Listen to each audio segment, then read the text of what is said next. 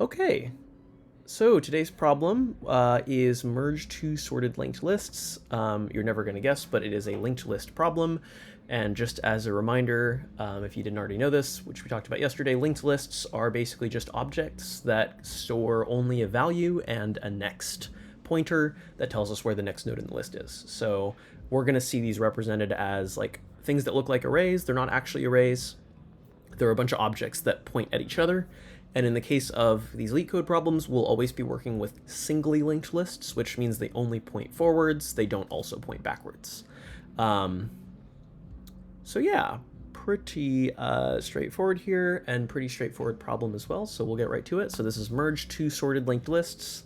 Here's our prompt. You are given the heads of two sorted linked lists, list 1 and list 2. And we want to merge the two lists into one sorted linked list and return the head of that new sorted linked list.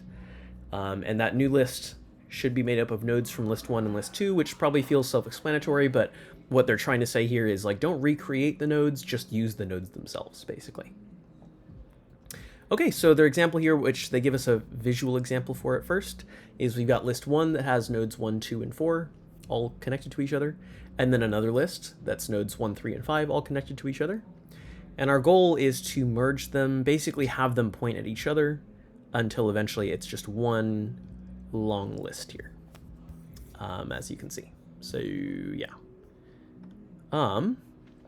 So notice, like, if we were to do this, they've made it look like there's a new list. In reality, what this is it's this node pointing at that node, which points at this node, which points at that node, which points at this node, which points at that node, and then that's the end of the list. Okay. So they represent it as arrays here. It's not really arrays. We're going to actually make the objects point at each other. Another thing they clarify here, if one of the lists is empty, or if it becomes empty, then it just does not get factored into the solution. We don't have to worry about it.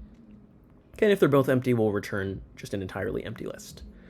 Okay, and yeah, so hopefully the strat here feels pretty straightforward. We're just going to look at we'll start at the front of each list, and we'll have pointers that move along each list, and depending on which pointer is pointing at something smaller, we'll select that node to be the next node. So yeah, we'll probably go, let me think, we'll do two solutions here. One of them will be the one that uses additional space, which we talked about a little bit yesterday, and then we'll also go over one that lets us just do this kind of all at once here. So again, we've got two lists going on here. I'll go ahead and do a red and a blue like they did. And I want at least one duplicate here. So maybe we'll do like 1 and 2 and 5 for this one. And originally it's set up like this. And then for our next list, maybe we'll do like 1 and... Well, we'll keep it simple because the actual node values themselves are not super important here. So maybe we'll do like 1 and 2 and 6. You know what? I actually want more than that. Also, the way these circles are getting progressively bigger. Let me shrink that circle a little bit, and then we'll actually make this one a little bit longer. We'll make this 1, 2, 6, 8, maybe. And remember, part of the program prompt here is that the nodes, or the lists themselves, originally, the red one and the blue one, will start sorted, and so we can use that to our advantage here. Okay, so again, we're going to have pointers that refer to like our current position in each of these lists. And you know what, actually, I think in my head, this was a different problem. I said there's an additional space solution. We don't actually need the additional space solution. Here's the trick that we can use, though. So what we can start with is we need like some head of the list, right? And we're not sure at first if it's supposed to be list 1 or list 2. We could start by saying like pick one. But an alternative, and this is like a helpful strategy in later problems, so we'll talk about it here, is we can create what we might call like a dummy head and say like, I don't really care what this is, but I'm going to refer to it so that I can just pick whatever is the correct one. So we'll have like a current pointer that starts here, and that's like whatever the next node from there is, that's going to be the thing that we return. So for example, in this one, we would compare the red with the blue, see which one has a better value. If they're tied, it doesn't matter, so we'll just arbitrarily pick one or the other. I'll say maybe let's connect to the red node. So what we'll do is we'll say, okay, make this guy the current node, right? Make it point at the smaller of the two nodes, right? And so this starts our connection into the linked list. And then now that we've selected that, we can say, okay, go ahead and make this red tracker move over here so that we can start using that as like something that will occur later on in the list. Okay, and then now that we've selected a node, we're also going to take this current pointer and move it over here. I should say we'll also have a pointer to like dummy head over here. Okay, so we'll have dummy head, which always stays on that dummy node, and then we'll have current that moves along so we know like where the current end of the merged list is.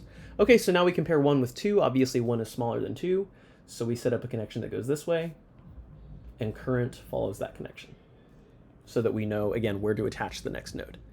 Okay, and then when we do that, we selected a node from here, so we'll move this over. Now we're going to select between 2 and 2. Again, it doesn't matter, so we'll arbitrarily choose to point to this red guy over here. And again, current is going to follow that. And since we selected from the red list, we'll move this over. Whoop.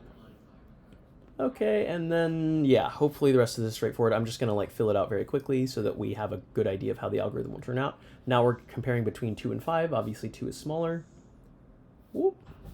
Point here. Move this here. Move this here. Select between 5 and 6. So we'll point here. Move this here. And move this here. And this is actually a bit of a special scenario that we'll talk about in a sec, but we'll continue as we discussed before. Now we're picking between 6 and nothing. So at the point when we run out of one list, basically we can just say, okay, we know that we're going to just follow the rest of the other list, assuming that they're different sizes. So at this point we can just say, okay, make this guy point over here, since there's nothing on the red pointer, and then just like follow the list as usual. So if there was more, we would just keep going here, right? Okay, and notice most of these, just because of the way that the values were set up here, most of these needed for us to like make new pointers, right, that weren't there before. But it's also possible, let's say if we had a 4 here, so we'll back up just a sec. Don't, you know, I'll forget about these just because we've already done this. Let's say we had a 4 here. What would end up happening is that this actually would just point over here and then over here. So sometimes we'll end up having like the same connection. That's totally fine. And it's totally fine for those connections to just like already be there. And so I guess my point here is when we get to the end of the list, if one of them is longer, we can just use the rest of the connections that are already there. We don't have to set them up ourselves. Okay, and so if we were to follow this from here over, we would get like kind of the whole sorted list, right? This is the path that we need to take. And yeah, that's it. So let me think. Is there anything else we need to talk about? We might have some like none checking to do, which shouldn't be a huge deal. But other than that, this is like kind of it. And then when we're done, we don't want to return this dummy node itself because this was just helping us track where the front of the list is. We'll return whatever the next node right after that is along these white connections. I think that's it. I think we'll go ahead and go for the solution here.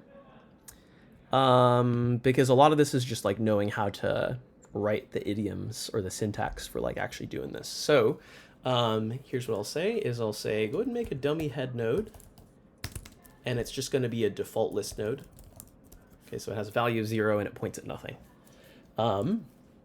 Okay, and then I'll go ahead and say, go ahead and set this current pointer to the dummy head. Okay, now list 1 and list 2 are going to point at, well, originally the front of list 1 and the front of list 2. We can actually manipulate those, so there's nothing saying that we have to leave them alone, and in fact what we'll basically just say is like, go ahead and move those as needed. So I'll say while list 1 and list 2, okay, which we'll talk about that condition in a sec. But this is basically just saying as long as your red and blue pointers are actually pointing at a node, what are we going to do? Well, if list 1's value is, I'll say, less than or equal to list 2's value, then all we need to do is point current at it. Okay, otherwise we're going to point current at list2. Okay. And then if we did point at list1, then we can move on to the next node. So we can say list1 equals list1.next, and over here list2 equals list2.next. Okay, and that's pretty straightforward. And then either way, the current pointer needs to move to like whatever the path is. So at the end of this, current.next, or current equals current.next. Okay, so just because we want to get in the practice of commenting here, we'll say list1 has smaller value. So it's the next node. And I'm not going to recomment it over here. And then move current to whichever node was chosen. Okay, and that should do us for... Okay, so by the time we're done, either we've exhausted both lists or one of them was longer and we still have more to go on that list. Either way, we can just check both conditions. We can say if list1, well, if list1, so this says if there's still stuff in list1, then point to the rest of the list. And then similarly, if there's still stuff in list2, then go ahead and point at that list. And then what would we return? Well, like I said, we don't want to return the head itself because it's a fake node. Instead, we'll return whatever comes right after it. Okay, and notice since we had list1 and list2 here, this is going to stop when either one of them is exhausted. Okay, so at this point, we know that they can't both have stuff, right? Either list1 does or list2 does, or neither of them. So we're kind of safe from accidentally hooking this up in a way that we don't want to. Great, and I think that's it. Let's see if it runs. Yes!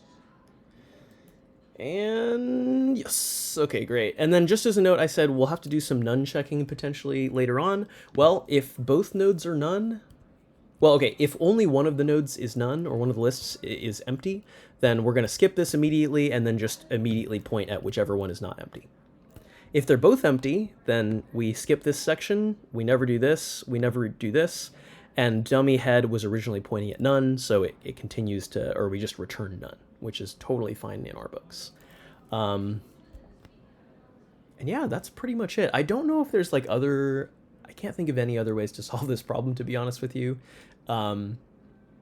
We could use extra space, but it's like fundamentally the same as just doing the optimized solution. So we'll call it early for tonight, unless anybody has questions. I'm saying there's also some weirdness you can do. I will say, like, you can say this is like another sort of idiomatic way to say go ahead and add on whatever the non-empty list is. I don't like this though. I think it's unclear. The or feels like evil somehow. It has a bad aura. So I think this is a good way to go. Again, we value legibility when it comes to production code, right? So we want to be in that habit. Great, but the dummy head will come up later, so I wanted to bring it up today. Do you actually have questions? Okay, great. We'll call it there then. Thanks for tuning in, y'all, and I'll see you tomorrow night.